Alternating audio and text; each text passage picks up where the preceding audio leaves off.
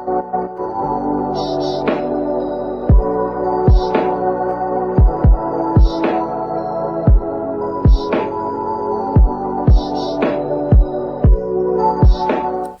buenas noches, les saludo hoy que es 14 de marzo del 2025 y estamos cerrando esta semana, por cierto, con ánimo muy optimista porque ¿sabe qué?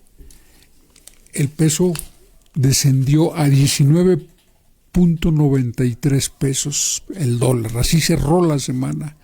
Y así esa evidencia no convence de que la conducción económica es una conducción acertada, pues entonces ya no se van a convencer con nada los que son detractores del gobierno de Claudia Sheinbaum. Esto y hay más temas y vamos a ocuparnos de todos, empezando por, ¿sabe qué? La culminación del movimiento de huelga del personal académico de la Universidad Autónoma de Zacatecas. Finalmente, el plebiscito decidió, por un amplio margen, que era el momento de suspender la huelga, y así se hizo. ¿Qué lecciones deja? Pues mire, yo quiero decirle que queda la lección de que hay todavía el espíritu de lucha que alguna vez distinguió a esta institución. Se manifestó en cánticos, en la presencia de muchos con historial de compromiso social en el Estado, ya jubilados, buena parte de los mismos, que forman parte de los movimientos populares de los años 70, porque debo recordarle que esta universidad transformó mucho su orientación a partir de la tragedia del 2 de octubre de 1968, del crimen de Estado que se cometió en Tlatelolco, aquella jornada de octubre del 68.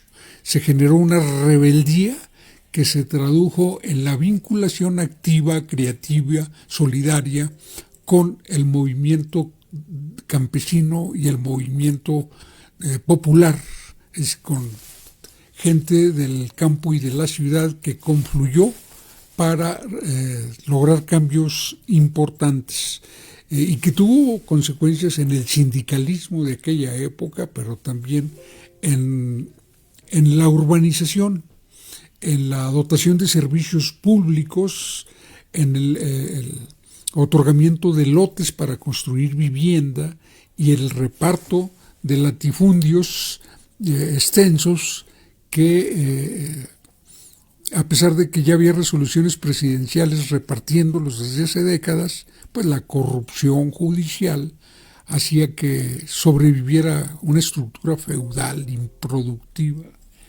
Y desde luego en la universidad tuvo muchos centros de asistencia para los jóvenes pobres, muchas casas de estudiante, módulos, y bueno, esta universidad mostró o vivió toda una época de poderosa vocación social. Con el tiempo se fue volviendo muy conservador el espíritu general, y esto permitió el enorme deterioro de las condiciones laborales del personal, tanto académico como manual y administrativo. El deterioro de las condiciones laborales es como en el resto de las universidades públicas y privadas. Pero en algunas universidades nunca se ha luchado, nunca se ha vivido ese compromiso que sí vivió la Universidad Autónoma de Zacatecas. Por eso creo que este movimiento de huelga nos hace pensar si se estará recobrando su tradición de crítica, su tradición de compromiso social que alguna vez la distinguió. Hay distintas corrientes de pensamiento respecto a los derechos sindicales plasmados en el contrato colectivo, inclusive respecto al propio pliego petitorio. durante el transcurso de la huelga se pudo apreciar que había gente que estaba de acuerdo con la exigencia de una compensación para todos los que cumplieran 25 años de servicio y siguieran laborando, y otra parte consideraban que ese es un privilegio que iba a terminar aniquilando o mermando severamente las finanzas universitarias. Aquí no es importante quién tiene la razón de esas dos posturas. Aquí lo importante es señalar una lamentable ausencia de debate colectivo, de instancias de reflexión más allá de la coyuntura. ¿Por qué? Porque el sindicato perdió su tradición de vida colectiva, de vida masiva, y solamente es convocado prácticamente para resolver la coyuntura anual del emplazamiento a huelga. Pero sí sería bueno reflexionar sobre la pertinencia de generar la discusión colectiva para ir construyendo posiciones que sean frutos de la deliberación pública, democrática, transparente. De otro modo, solo el sector estudiantil estará en condiciones de modificar la situación en la universidad. Cuando las generaciones estudiantiles actualmente en acción, pues entiendan la importancia de organizarse como sector, de no permitir manipulaciones ni de grupos ni de actores políticos externos al movimiento estudiantil, al sector estudiantil, y con la generosidad que es propia de esa etapa de la vida, con ese idealismo, ese compromiso que alberga las juventudes, le ponga orden a una universidad que silenciosamente, insensiblemente, ha generado un enjambre de cobros que encarecen la educación y que pues no va con la historia de esta universidad. Esta universidad nació comprometida con la educación al alcance de la gente humilde, y creo que castas doradas, privilegios a minorías y gigantismo administrativo han conspirado para que los recursos públicos que se le asignan a la institución no tengan la organización o el ejercicio óptimo. Pero en términos generales, nosotros vemos la posibilidad de una reflexión que marque este movimiento. Era importante que el retorno, la actividad de la universidad es una actividad que tiene repercusiones económicas en el entorno local, un entorno muy sacrificado por una serie de causas, y por otro lado la actividad educativa en el Estado ha tenido varios quebrantos, porque tenemos años donde los conflictos en el sector educativo, que tienen más que ver con la politiquería que con otra cosa, son conflictos que han deteriorado mucho el nivel educativo, a pesar de que se tienen grandes lauros también. La UAS tiene una fortaleza académica que hay que conservar y acrecentar. Tiene prestigio muy bien ganado. Y en el sector educativo también son frecuentes los buenos lugares en concursos nacionales e internacionales de matemáticas y de otras disciplinas. Pero es la organización, es la administración de la actividad educativa la que hace agua, y de allí es la culpa, la responsabilidad de una clase política que no se ha hecho cargo de su responsabilidad en el tema educativo. Pero bueno, esto ya empezó, así es que bueno para Zacatecas que la huelga en la máxima casa de estudios llegue a su fin. Así es que a partir de lunes se normalizará buena parte de la vida cotidiana de la ciudad de Zacatecas y zonas próximas. En otro tema, Ha estado movilizándose el campo a partir de pequeños grupos que demandan exoneración o más bien mejores condiciones respecto a la electricidad. También están demandando el acopio de su frijol. Hay muchas cosas, pero aquí quiero hacer hincapié en una circunstancia. A pesar de que han regresado los precios de garantía de 3 importantes productos del campo zacatecano, es el maíz, el frijol y la leche, son precios. Ha habido dificultades en el acopio y esto ha favorecido que los intermediarios sigan haciendo negocio, los coyotes, aquellos que se aprovechan de las deficiencias, de las limitaciones de la política de acopio del frijol para pagarlo conforme al precio de garantía, para pagarle menos. El precio de garantía fijado por el gobierno mexicano es de 27 pesos el kilo de frijol, para citarle solo un ejemplo. Sin embargo, los coyotes lo pagan a 15, a 16, a 17, 18 pesos. ¿Por qué?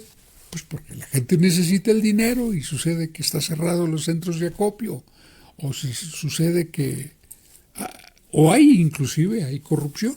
Ha habido casos de corrupción. Por ejemplo, nos reportan que en Sombrerete se descubrió la maniobra de que estaban recibiendo frijol procedente de sitios que no forman parte de el centro, o sea, que debe ser para los productores de Sombrerete, no para los productores de otros municipios.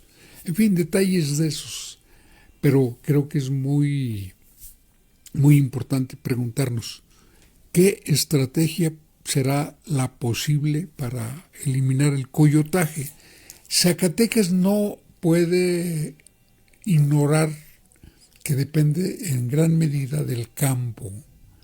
Zacatecas necesita una política que ponga en pie no solo la producción, sino que recupere la productividad, que no son lo mismo producción y productividad. Porque sin política agropecuaria está coja la política en el estado de Zacatecas. Es un tema sobre el que hay que reflexionar mucho y hay que convocar a los conocedores, pero es fundamental. Y bueno, ya nos vamos a la temática nacional. Y en la temática nacional le tenemos pues un cierre espectacular de la semana en el terreno de la economía, porque ¿sabe qué? Cerró a 19 pesos con 93 centavos el peso respecto al dólar. O sea, se revaluó.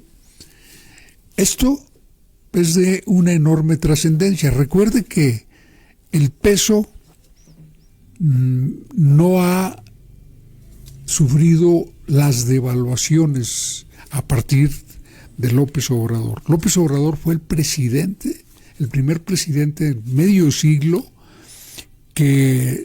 al que no se le devaluó el peso en ningún momento. Se le devaluó de Echeverría para acá a todos, prácticamente a todos. Echeverría, López Portillo, a Miguel de la Madrid, a Salinas, a Zedillo, a quien siguió de Zedillo, a Fox, a Calderón, a Peña Nieto, en distintas medidas, pero a todos se les devaluó, pero a López Obrador no.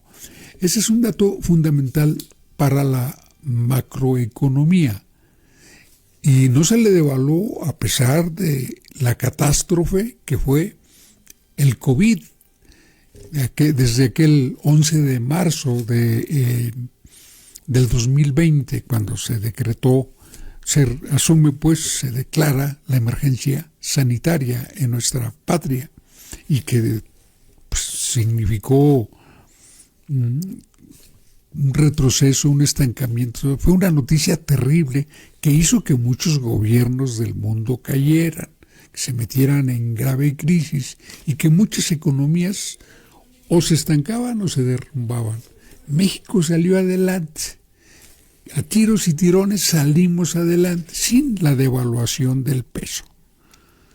Y además con las reservas de divisas más grandes de la historia intactas y acrecentadas. Pero también con superávit comercial y con el sitio de ser el socio comercial más importante de los Estados Unidos, desplazando a China y desplazando a Canadá. Esto, la presidenta Claudia Sheinbaum lo recibe, pero también recibe para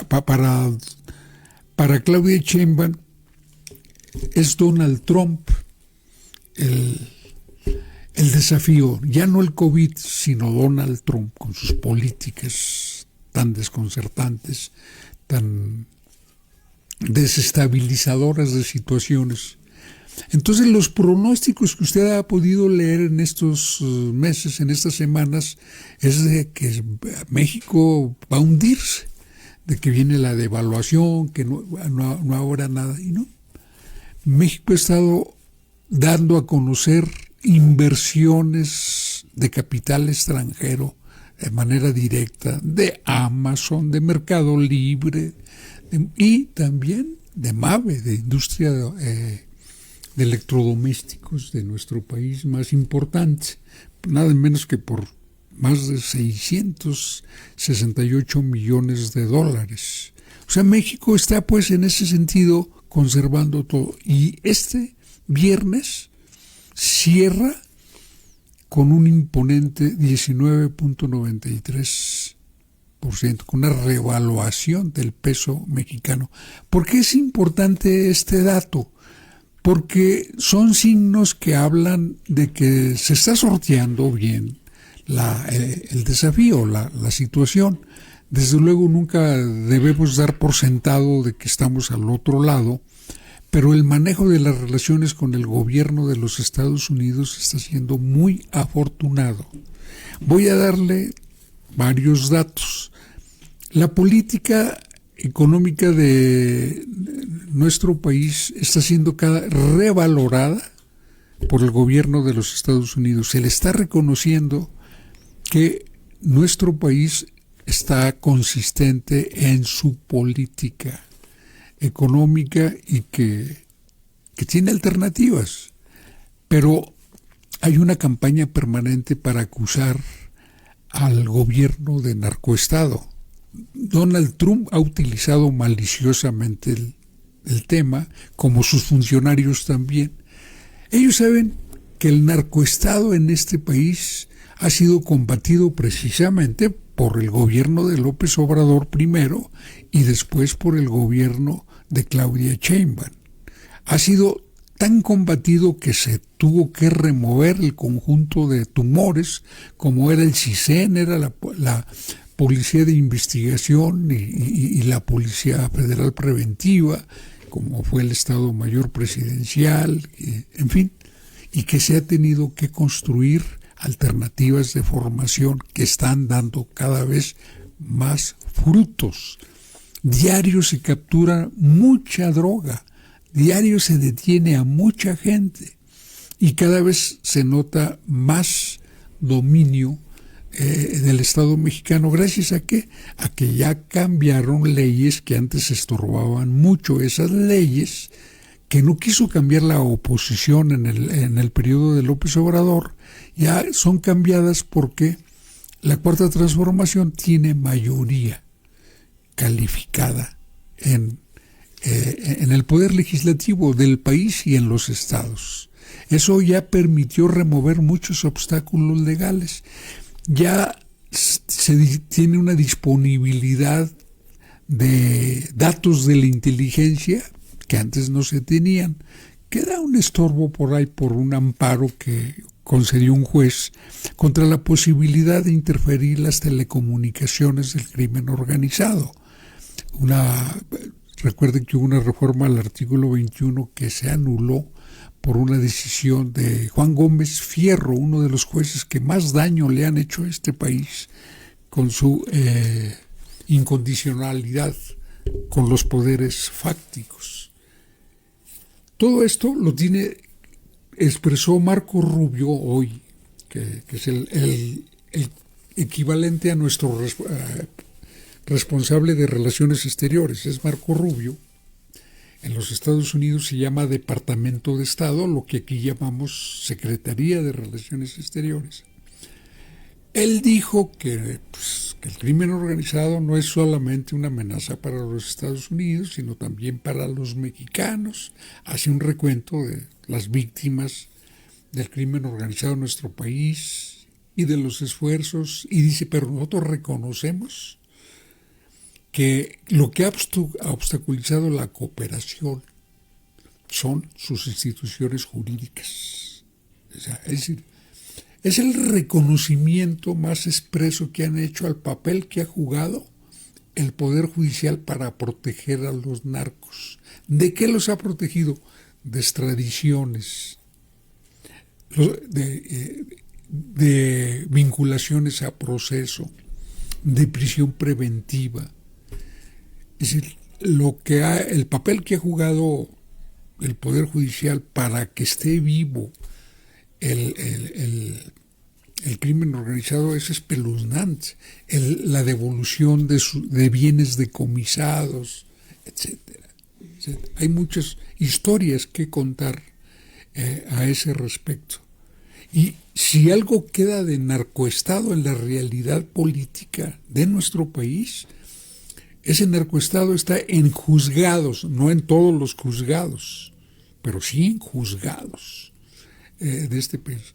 Y los que organizan la campaña contra el presidente López Obrador, contra la presidenta Claudia, llamándoles narcopresidente, narcopresidenta, son los que se la han pasado defendiendo a ese poder judicial, a esa cloaca de poder judicial, siempre aclarando que no metemos a todos en el mismo costal, porque no dejamos de advertir pues la existencia de jueces honorables, rectos, que lamentablemente han sido pues anulados, porque los más protagónicos, los que hacen carrera más fácilmente son los corruptos, todavía en este diseño.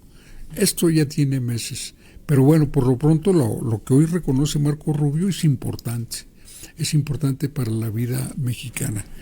Y de aquí nos vamos a un tema, el tema del Techuitlán.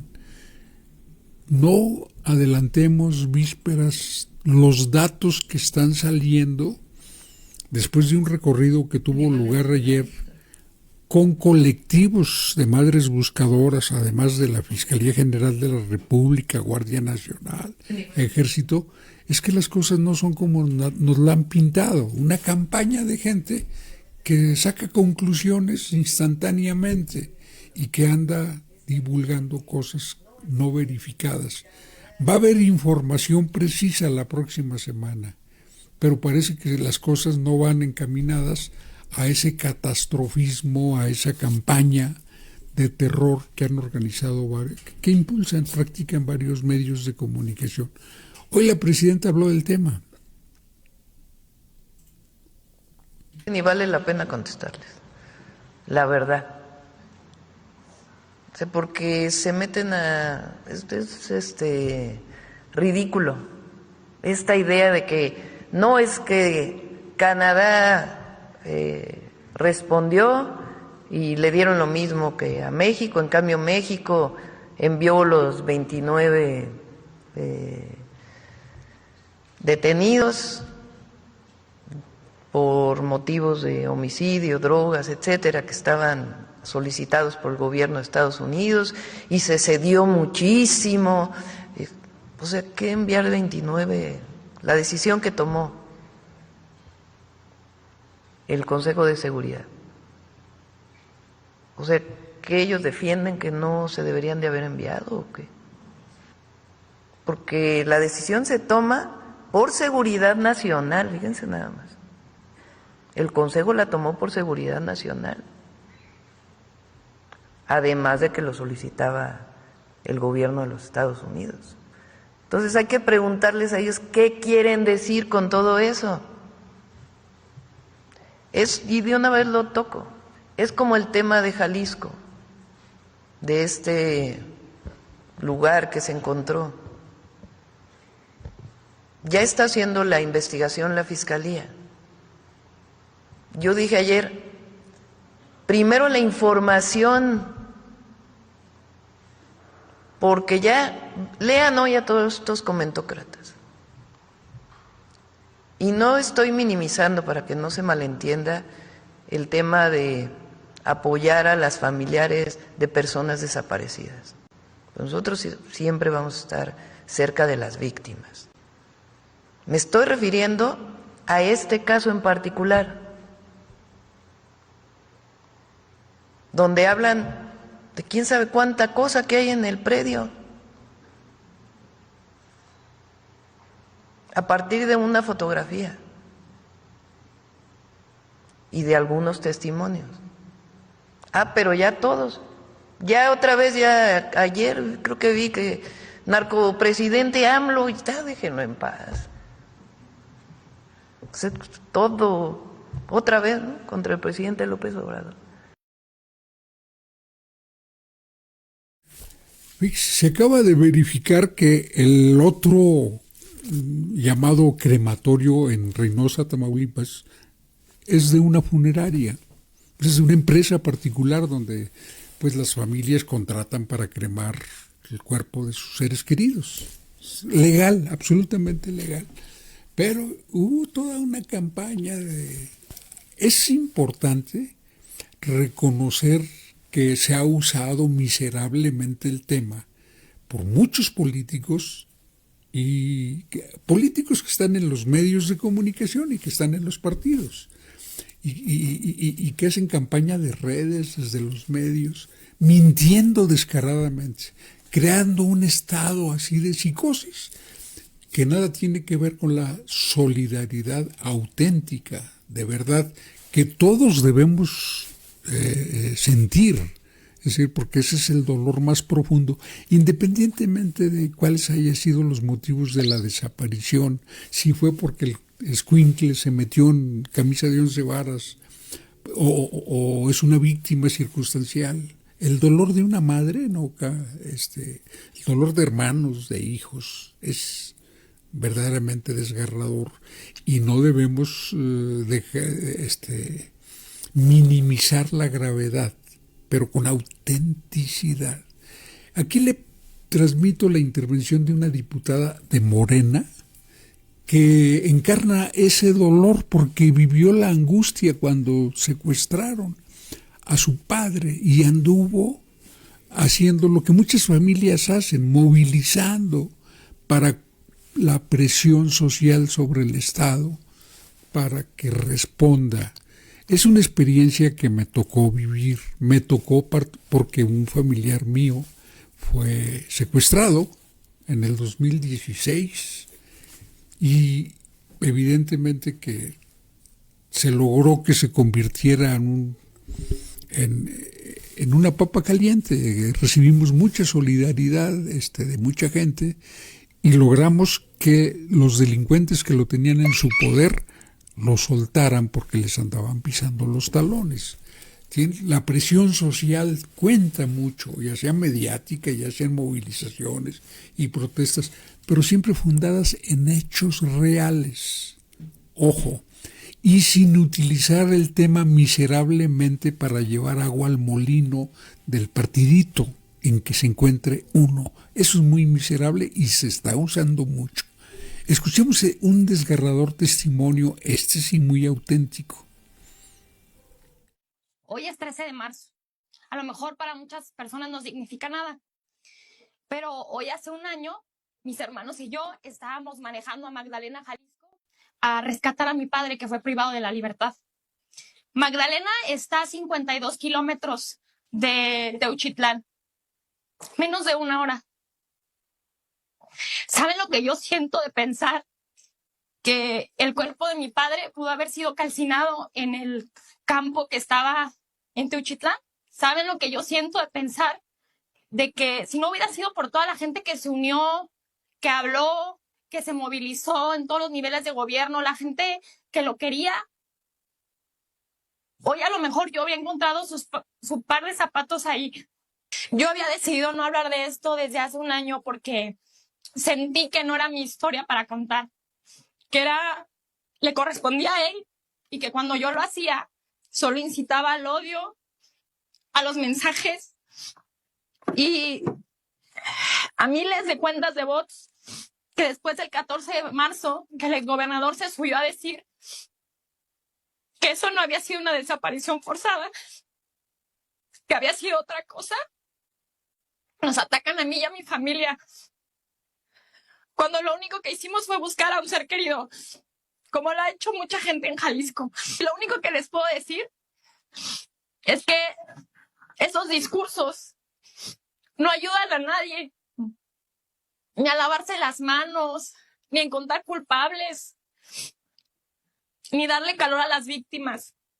Porque aunque me ataquen, aunque inventen historias de lo que pasó, eso no va a borrar el dolor que vivimos. Y claro, soy súper afortunada porque él está con nosotros y está vivo. Pero lo que más les pido a todos es que dejemos de este discurso de aquí no pasa nada. Porque sí pasa. Y toca a las familias. Y aunque recuperemos a nuestros familiares, nunca vuelves a estar igual. Enrique Alfaro, gobernador de Jalisco, recientemente liberado de su responsabilidad patriótica, fue un cínico. Eso lo dijimos cuando él era gobernante, nos asombraba en la desfachatez con que enfrentaba los temas. Acuérdense que él intentó que se rompiera el pacto federal, fue de los convocantes a la alianza federalista que incluyó a 10 gobernadores y que llegó a proponer desconocer el pacto federal en materia sendaria, que se negó a cooperar en materia de seguridad. Él dijo que no se coordinaba, así, no se coordinó con estuvo una actitud pues de usar su cargo de gobernador para confrontarse con el gobierno federal. Así imposible muchas cosas. Y su discurso era la negación, la permanente negación de lo que realmente estaba sucediendo. Cuando Jalisco tiene muchos años capturado por el crimen organizado. Esto es visible y documentado desde hace muchos años. Ayer yo le hacía alusión al gobernador Álvarez del Castillo, al que era gobernador cuando lo de Enrique Camarena, que pronto se fue a la cárcel, ¿verdad? Por los nexos tan evidentes. Acuérdese del gobernador Aristóteles Sandoval, que fue asesinado, ¿verdad?, el antecesor de Enrique Alfaro, por asuntos del crimen organizado. O sea, eso es algo que todo el mundo conoce, pero Enrique Alfaro negaba. ¿Por qué? Porque él pagaba mucha lana a Enrique Krause y a estos para que le hicieran buena prensa. Acuérdese que Enrique Krause llegó a decir lo que honraba la bella tradición liberal de Jalisco al resistir las presiones del centro. Hágame usted el favor de esta... Es decir, la corrupción de Alfaro hace que uno se pregunte qué será de su futuro. Pues ojalá su sucesor, que es del mismo partido, pero que entendamos que esperemos no sienta que eso lo obligue a ser cómplice, a ver qué hace al respecto. Por lo pronto el gobierno estatal acaba de anunciar, es un gobierno del Movimiento Ciudadano, y esta es la postura que fija respecto a lo que hallaron en Techitlán. Antes del informe que rendirá el gobierno federal, es útil conocer qué dice el gobierno del estado de Jalisco. Ahora le damos seguimiento a la información del caso Jalisco, en concreto del rancho Izaguirre, donde fueron halladas supuestas fosas clandestinas. El gobierno estatal informó cómo van las investigaciones. Aquí los detalles. Tras el ingreso de autoridades estatales y federales, así como de colectivos de madres buscadoras de personas desaparecidas al rancho Izaguirre en Teuchitlán, Jalisco, lugar donde fueron halladas fosas clandestinas, el gobierno de dicha entidad informó que no hay evidencia de que las estructuras de dicho predio fungieran como hornos. La dependencia estatal indicó que a los trabajos de inspección y búsqueda en el predio se sumaron la Comisión Nacional de Búsqueda y la Fiscalía General de la República. Gracias a ellos incorporaron herramientas tecnológicas como drones multiespectrales y térmicos, además de técnicas geofísicas como georradares. La autoridad indicó que lo que sí se encontró fue un área de adiestramiento táctico y otra de acondicionamiento físico, así como habitaciones, baños, una cocina y bodegas. Al respecto, hoy la presidenta Claudia Sheinbaum reiteró que su gobierno siempre estará del lado de las víctimas y adelantó que la próxima semana la Fiscalía General de la República dará un informe detallado del caso. Que se dé la información basada en evidencia científica y transparencia. Nuestra solidaridad siempre con las víctimas de familiares desaparecidos y el trabajo que estamos haciendo para poder apoyar en la búsqueda y al mismo tiempo que este delito tan terrible pues disminuya. En tanto, la Organización de las Naciones Unidas condenó los hechos e hizo un llamado a las autoridades de todos los niveles a garantizar una investigación exhaustiva y transparente. Hacemos un llamado a las autoridades para que garanticen investigaciones exhaustivas, independientes, imparciales y transparentes sobre los delitos cometidos en el sitio, para fortalecer los esfuerzos para identificar los restos encontrados ahí y para permitir la participación significativa de las familias en los procesos de búsqueda, investigación y rendición de cuentas. El organismo señaló que este hallazgo es un recordatorio profundamente perturbador de las desapariciones vinculadas al crimen organizado en el país, por lo que pide mejorar la prevención, protección y apoyo a las familias buscadoras. Por otra parte, el próximo 19 de marzo a las 11 horas, por los hallazgos de restos humanos en el rancho Izaguirre en Teuchitlán, comparecerán funcionarios estatales ante el Congreso Estatal. 11 Noticias.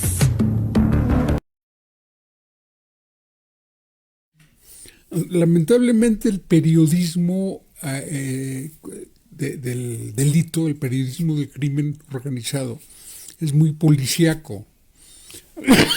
Todo lo reduce a muertos, desapariciones, hechos, y en eso yo creo que tiene mucha responsabilidad la propia autoridad, que no sabe aportar elementos que permitan un análisis más sociológico, más abarcante de la relación entre causas y efectos.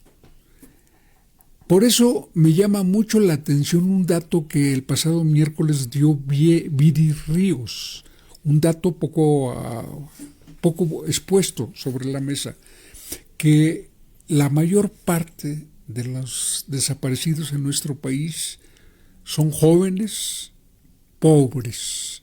Es un asunto, las víctimas son pobres en su mayoría. Es Viri Ríos. Esos cementerios no están llenos de cualquier persona.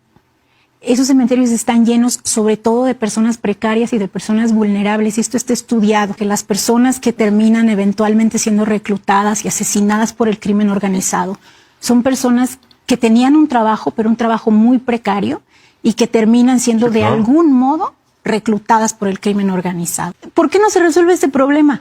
Porque quien se está muriendo no son los hijos de los ricos, ni son los hijos de la clase media. Son los hijos de las clases más vulnerables y perdidas de este país. Si se estuvieran muriendo los hijos de los ricos, este problema ya se habría resuelto.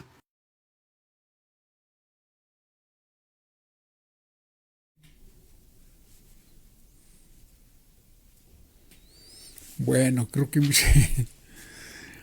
oiga, el periodismo socialmente útil es el periodismo que refleja muchos aspectos de la realidad. Estaba pensando en esta entrevista que le dimos del Canal 11, que le transmitimos, sobre esa enfermedad de las mujeres poco atendida. Y bueno, yo lo confundí con otro video, pero pido disculpas.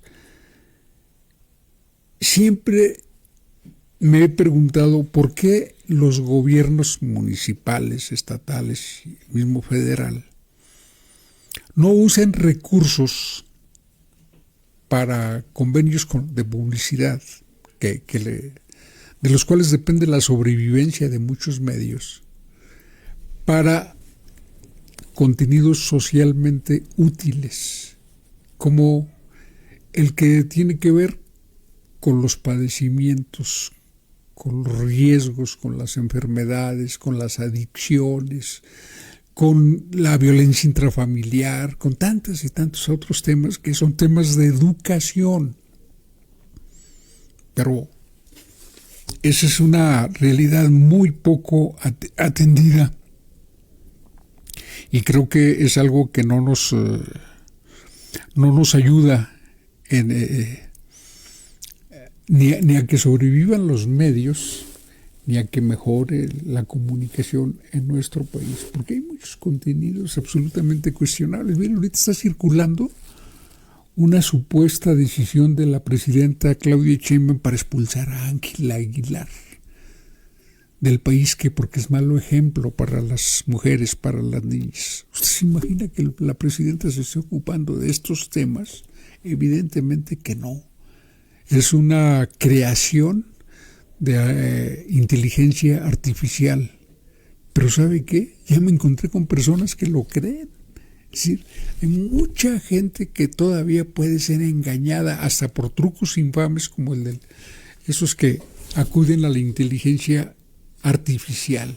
Así es que imagínese la importancia de estar desenmascarando las mentiras que circulan en público una y otra vez, porque cuando la mentira se activa, la verdad debe responder, siempre. Y mire, el debate de México no se encierra en las fronteras de México. En España la opinión pública está mostrando signos de estar muy enterada de lo que sucede aquí, y ha respondido al cinismo de Calderón de que ahora pretende lucrar con la situación de Techuitlán. Y cuando él es el que vivió la etapa del narcoestado, que ahora pretende atribuirle a sus adversarios. Escuchemos. Pues una vez más, las derechas de esta Cámara pretenden atacar con malas artes a los gobiernos de la Cuarta Transformación en México, esta vez ocultándose tras una cuestión dolorosa como es la de las personas desaparecidas víctimas de la violencia. Dicen que este tema les preocupa mucho.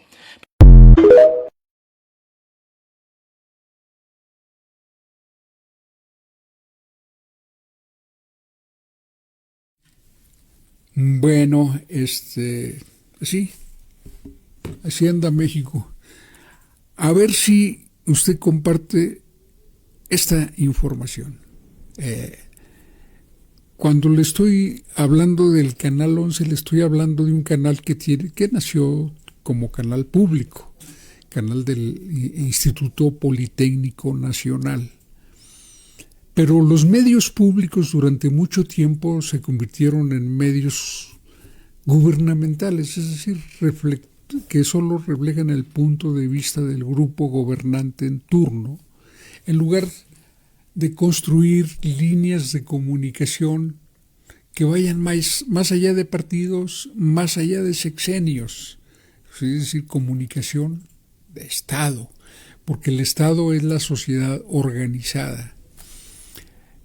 Y además han estado muy desfinanciados o mal financiados históricamente.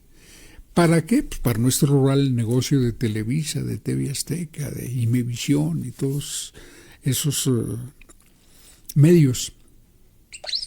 fíjese lo útil que puede ser la comunicación con responsabilidad social.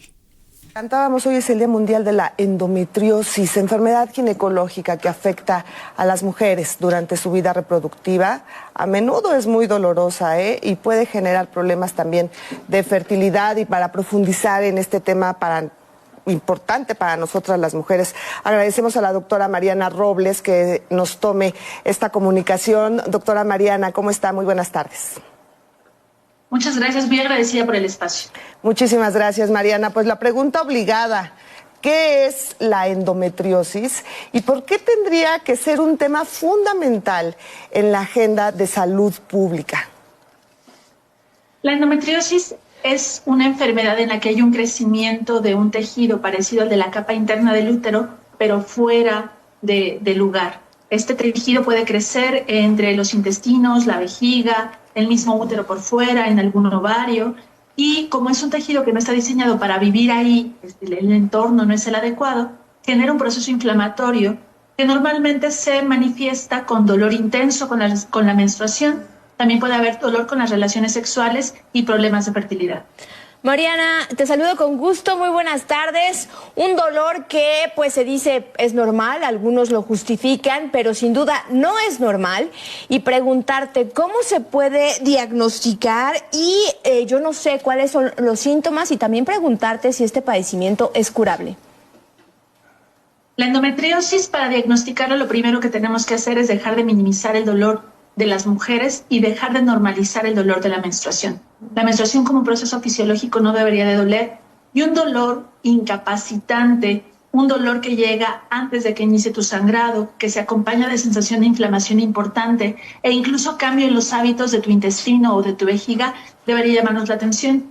Ese primer paso de validar el dolor de las mujeres me permitiría iniciar un protocolo de estudio en el que importa mucho que sepas que no cualquier ultrasonido en cualquier consultorio puede hacer diagnóstico. Lo ideal es hacer un estudio de imagen de alta resolución, como un ultrasonido especial que se llama mapeo de endometriosis, o utilizar una resonancia magnética para poder llegar al diagnóstico. Una vez que tengo el diagnóstico, hay diferentes rutas que se pueden tomar, desde cambios en el estilo de vida, de alimentación, buscar sensibilidades alimentarias o algún tipo de alergias. También se puede utilizar tratamiento hormonal sistémico o más regional, y la mejor cura o lo más resolutivo para la endometriosis es la cirugía. Es importante decirte que la endometriosis no es un cuadro como una gripa que lo pueda yo curar y se resolvió por completo, sino generalmente tiene un entorno inmunológico que hay que seguir cuidando incluso después de una cirugía. Mariana, las mujeres que hemos sufrido de esta enfermedad, y bueno, pues sí sabemos que es un dolor terrible el que se manifiesta en nuestros días de sangrado, pero qué importante, como muy bien lo dices tú, Mariana, es no normalizar el dolor, no decirle a nuestras niñas, así es, a todas nos pasa, tómate un té, tómate esta pastilla. ¿A partir de qué edad se puede diagnosticar la endometriosis, Mariana? Porque hay muchas niñas que sufren muchos dolores. Y además también quería preguntarte, cuando llega la menopausia, ¿la endometriosis puede desaparecer? Ok. Desde que empiezas a menstruar, podemos tener un diagnóstico de endometriosis. Los sangrados que tienen un acompañamiento de dolor no son normales en ninguna etapa de vida. Y no debemos, como bien dices, normalizar el dolor o pasarnos la estafeta de esta experiencia de menstruación dolorosa como algo normal. Y por otro lado, decirte que la endometriosis como tal, aunque tiene un factor de estímulo hormonal importante, no va a tener una cura por completo llegando a la menopausia. Cuando llega la menopausia se quita el estímulo que hace crecer esos implantes endometriósicos, pero hay que ir a la profundidad de la patología y buscar ese entorno de respuesta autoinmune que está mal modulado. Es más importante que solo quitar el estímulo hormonal. Entonces, no, una paciente posmenopáusica que tiene antecedente de endometriosis suele tener más riesgos de infartos al miocardio, eventos vasculares cerebrales. No debemos descuidar la salud de las mujeres solo porque se terminó el sangrado menstrual. Importante, sin lugar a duda, Mariana. Pues muchísimas gracias por atender, por explicarnos esta enfermedad y ojalá les sirva a muchas mujeres que nos están viendo y acudan al médico para que sean diagnosticadas correctamente. Gracias, Mariana. Hasta luego. Gracias. Bien, pues es el tema de para qué puede ser, más bien cómo pueden contribuir los medios de comunicación al bienestar colectivo, con otra visión, otro manejo, otro sentido, un sentido más social que mercantil. Y bueno, le decía yo que están cambiando las cosas en el mundo. El gobierno del presidente Trump o más bien el presidente Trump le pide a Vladimir Putin que le perdone la vida, que sea clemente, con los soldados ucranianos que en Kursk están siendo rodeados por el ejército ruso, en condiciones en donde pues su aniquilamiento es más que factible. Vladimir Putin dice que todo el que se rinda les respetarán la vida. Pero esto habla pues de que ya hay una construcción, un acuerdo esencial entre Rusia y los Estados Unidos que va a poner a los pueblos europeos en la tesitura de luchar o de optar entre dinero público para servicios públicos o dinero público para la guerra armamentista, para la carrera armamentista. Tanques o medicamentos, tanques u hospitales, tanques o escuelas, tanques o transportes, porque es una cosa o es otra, no ajusta para todo. Difícil situación la europea. Y esto lo digo porque hay una tendencia muy guerrerista en los gobiernos, no en los pueblos. ¿Por qué? Porque la industria armamentista es una industria muy poderosa y muy voraz. Eso es lo que está sucediendo. Y aquí, de este lado, en este continente, hoy Marco Rubio sorprendió con declaraciones en donde reconoce expresamente la corrupción del Poder Judicial como el obstáculo para la cooperación con los Estados Unidos. El dato es muy importante porque esos son los residuos de narcoestado que están defendiendo los opositores que traen la campaña de narcoestado. Ellos son los que están defendiendo lo que queda de narcoestado que está justamente en el Poder Judicial. Porque ahora sucede que están muy indignados por la expulsión de los 29 capos del narcotráfico y diciendo que en base a qué ley. Imagínese usted a qué grado están llegando a defender a 29 jefes del narcotráfico que tenían muchos años siendo solicitados oficialmente por el gobierno de los Estados Unidos y que no podían entregarlos porque los jueces no lo permitían. Por eso se tuvo que recurrir a la Ley de Seguridad Nacional. Pero ¿sabe cuál es el mensaje profundo que dio esa medida? Pues que no existe narcoestado en el actual momento mexicano, porque si existiera complicidad con el narcotráfico, pues no le mandarían a esos 29 capos para que fueran a decir allá todo lo que saben.